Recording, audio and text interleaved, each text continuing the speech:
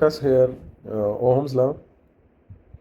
Before this, we have built up some normal concepts regarding the metallic conductors and the presence of electrons.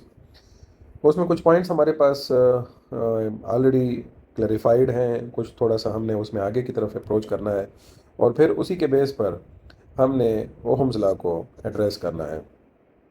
इसमें हमारे पास जो पहला point है वो तो ये है कि मेटालिक कंडक्टर्स जो हैं दे कंटेन फ्री इलेक्ट्रॉन्स, और आप उसको अगर कह दें कि this is kind of sea of electrons, बिल्कुल समंदर की तरह, इसका मतलब यहाँ पर रेफरेंस यूज़ किया गया है कि इतने ज़्यादा इलेक्ट्रॉन्स होते हैं कि जस्ट लाइक आप उसको थोड़ा सा अगर ऐसी सिचुएशन में लाकर खड़ा कर दें किसी पोटेंशियल डिफरेंस के, तो आराम से वो क्या कर सकते हैं, मूवमेंट कर सकते हैं। और ये पोटेंशियल डिफरेंस का कॉन्सेप्ट हम पहले भी पिछले टॉपिक में पढ़ चुके हैं। वो इस तरह से सिंपल, अगर आप किसी ग्रेविटेशनल पोटेंशियल के कॉन्सेप्ट को अडॉप्ट करें कि लेट्स से आपके पास ये दो लेवल्स हैं, ठीक है, ये एक लेवल है, ये दूसरा लेवल, और इनको आप लिंक कर सकते हैं एक पाथ से, ठीक है। और इस पाथ पर आप किसी राउंड ऑब्जेक्ट को रोक लें, ठीक है, and then you allow it to move as it is its desire. अब इसके डिज़ायर क्या होगी? वो डिज़ायर ये है कि यहाँ अगर हम यहाँ पर इसको मार्जन कर लें, इस पॉइंट को, या मिसाल के तौर पर मेंशन कर दें, तो ये पॉइंट ए है, ये पॉइंट बी है। पॉइंट ए का पोटेंशियल जो है पॉइंट बी से ज़्यादा है, ठीक है। और इस वजह से ये ऑब्जेक्ट जो है ये क्या करेगा, इस डायरेक्शन में ए से बी की तरफ आएगा। ऑब्वियसली अगर ये एक राउंड ऑब्जेक्ट है तो ये क्या करेगा, रोल होकर नीचे की तरफ आएगा। इसके मुताबिक अगर एग्जैक्टली हम इस तरह का कोई पाथवे बना लेते कि बिल्कुल उनका पोटेंशियल जो है वो बराबर होता, ठीक है, और उस पर हम इस बॉल को रखते, तो उसने खुद से कोई मोशन नहीं करनी थी। अब यहाँ पर ये ऊपर वाले पोर्शन में और नीचे वाले पोर्शन में फ़र्क ही ये है कि इस केस में पोटेंशियल को हम रिप्रेजेंट करेंगे सिंपल v के साथ, और यहाँ पर हम बेसिकली ग्रेविटेशनल पोटेंशियल की बात कर रहे हैं। वी ए और वी बी इक्वल है, ठीक है, बिकॉज ये मैं रेफरेंस ले रहा हूँ ग्राउंड एक्सेस। और इसी तरह से अगर यहाँ पर भी रेफरेंस एक्सेस, ग्राउंड एक्सेस ये कंसिडर किए जाएँ, तो यहाँ पर वी ए जो है वो वी बी के मुकाबले में क्या है, ग्रेटर है। तो इस तरह से ऑब्जेक्ट जो है वो क्या कर रहा है, हायर पोटेंशियल से लोअर पोटेंशियल की तरफ अप्रोच करेगा।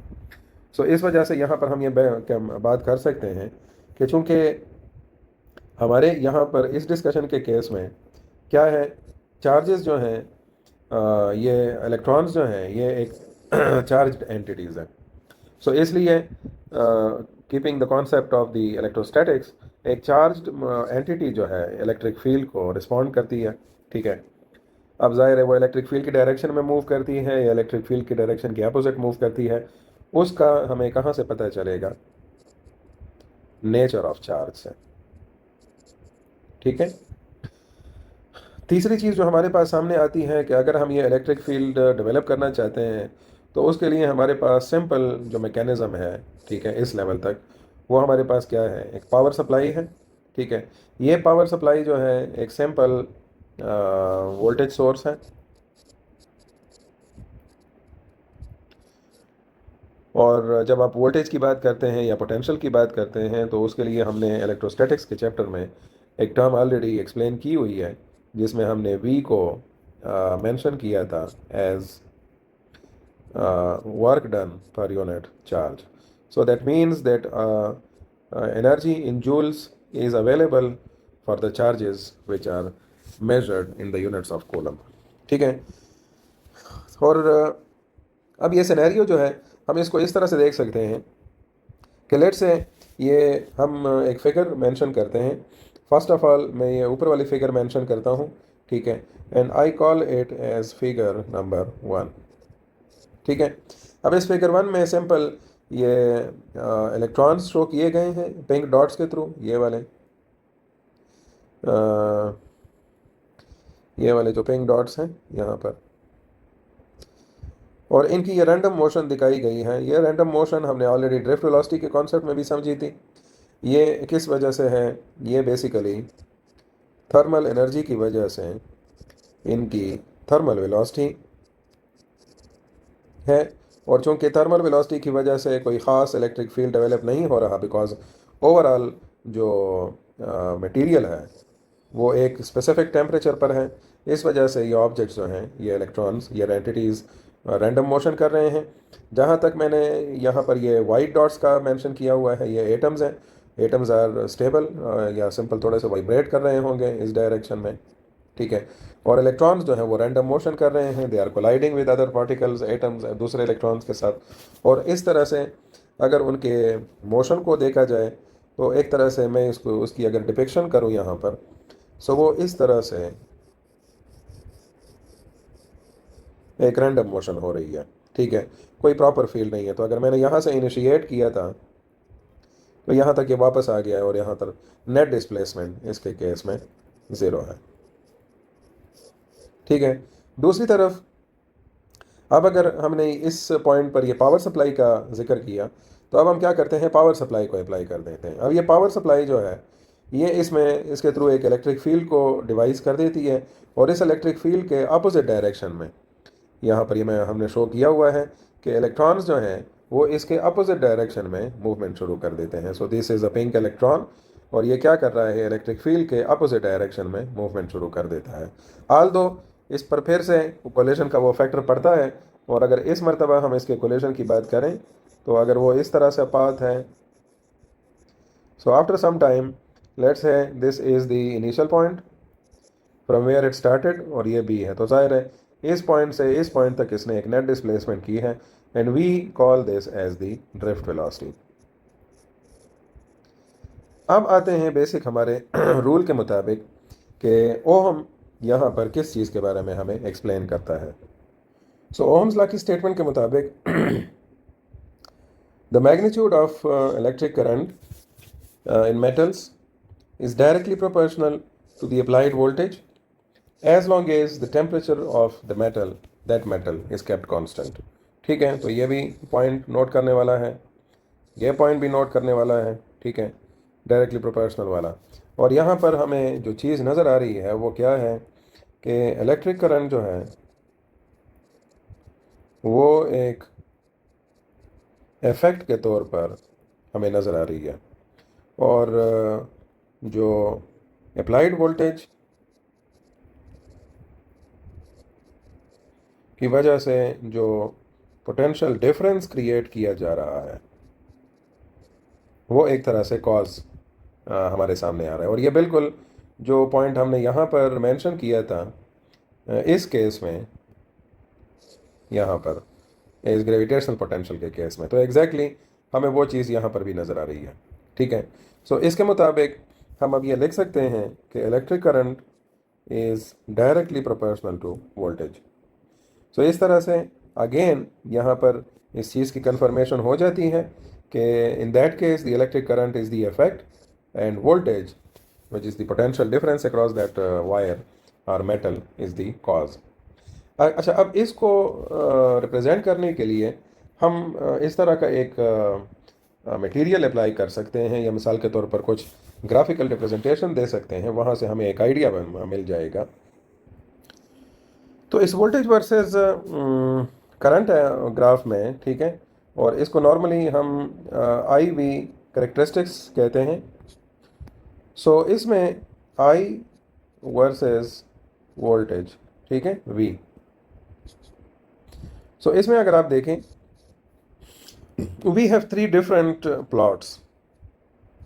समझने के लिए ये हमने एक कंसिडरेशन ली है, ठीक है, सेम वोल्टेज अप्लाई की है, सारा सिनेरियो सारा का सारा सेम है, लेंथ और बाकी जो फिजिकल स्टेट हैं वो सब की सेम है। ए और बी और सी के केस में ये 3 किस्म के मेटल्स लिए गए हैं, या एक ही मेटल यहाँ पर मिसाल के तौर पर लिया जाए और उसकी डिफरेंट साइजेस लिए जाएं, लेकिन हम इस वक्त इसको इस तरह से कंसिडर कर रहे हैं कि हमने ये 3 डिफरेंट मटेरियल्स यहाँ पर पिक किए हैं, ठीक है। आप इसको इस तरह से भी कह सकते हैं कि एक ही मटेरियल हमने पिक किया है और उसके मुख्तलिफ लेंथ्स और एरिया हमने रखे हुए हैं।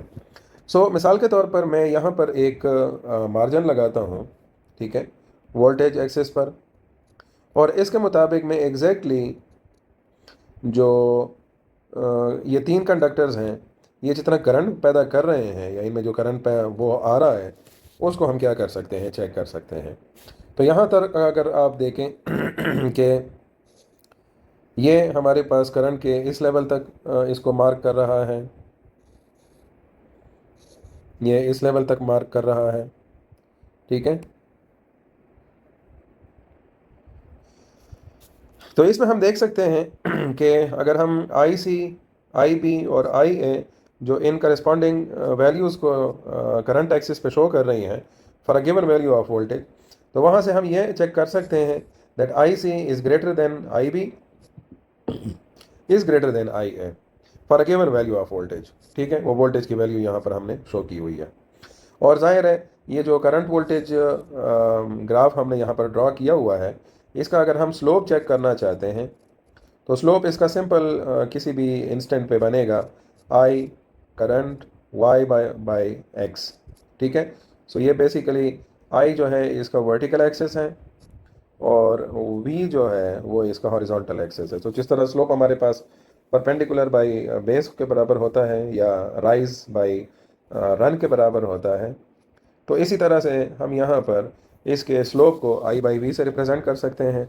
और अगेन अब मैं अगर दूसरा रिलेशन यहाँ पर देखूँ कि slope of for C is greater than slope for B is greater than slope for A. और ये किस चीज़ को रिप्रेजेंट कर रहा है? ये करेक्टर जो है ये रिप्रेजेंट कर रहा है कंडक्टेंस को। और अगर मैं सिंपल मीनिंग्स में यहाँ पर मेंशन कर दूँ तो कंडक्टेंस के लिए जो हम सिंबल यूज़ करते हैं वो है G. So I can say that G for C is greater than G for B is greater than G for A. और ये जो कंडक्टेंस है ये एक दूसरे पैरामीटर का रेसिप्रोकल है और वो क्या है? रेजिस्टेंस, ठीक है।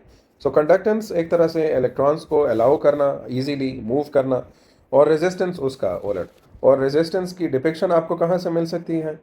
ड्यू टू दैट पैरामीटर कि इलेक्ट्रॉन्स जो हैं कॉन्टिन्यूसली कोलिजन फेस कर रहे हैं, बट स्टिल चूँकि इलेक्ट्रिक फील्ड की डायरेक्शन जो है इस प्रेजेंट सिनेरियो में यहाँ पर इलेक्ट्रिक फील्ड की डायरेक्शन इधर है लेफ़्ट की तरफ, और इलेक्ट्रॉन जो है बिल्कुल इसके किस डायरेक्शन में जा रहा है? अपोजिट जा रहा है। So that is the velocity of electron, drift velocity, call it V D, ठीक है। सो यहाँ इस रिज़ल्ट से हमें ये इंडिकेशन होती है कि अगर हम उसी इक्वेशन को जो प्रोपोर्शनैलिटी हमने यहाँ पर लिखी थी I this one I is directly proportional to V, तो अगर हम इसको इस तरह से यहाँ पर रिप्रेजेंट करें that I is equal to constant into V, और उस कांस्टेंट की वैल्यू को हम जी लिख लें, और जी की जगह जो हम नॉर्मल कन्वेंशनल फॉर्म में इस इक्वेशन को पढ़ते हैं, तो इसको अगर हम रीअरेंज कर लें, आर को हम लेफ़्ट साइड पर ले जाएं, ठीक है, और आई को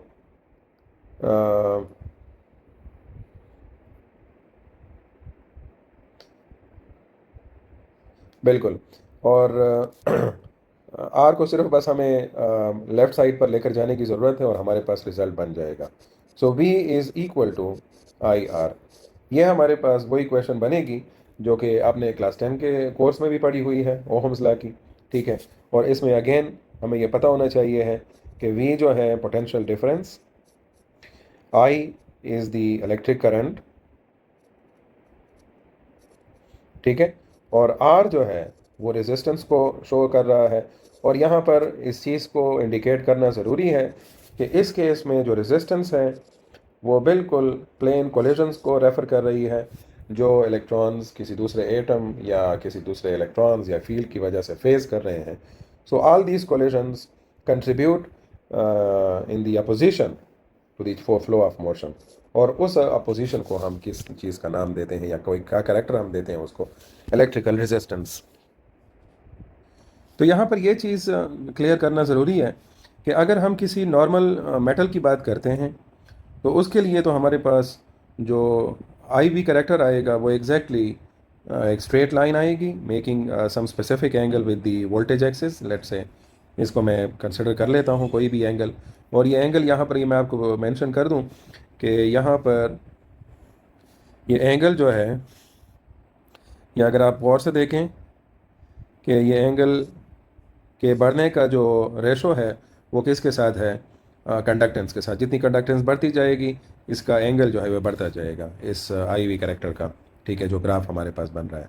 इस तरह से ये हम किसके लिए मेंशन करेंगे, this will be for simple metals because they are taken as good and perfect conductors, ठीक है। मैं बिल्कुल सुपर कंडक्टर्स यहाँ पर यूज़ नहीं करूँगा, लेकिन प्रॉपर मेटेलिक कंडक्टर्स के लिए जो बिहेवियर है वो बिल्कुल क्या है, ओहमिक है।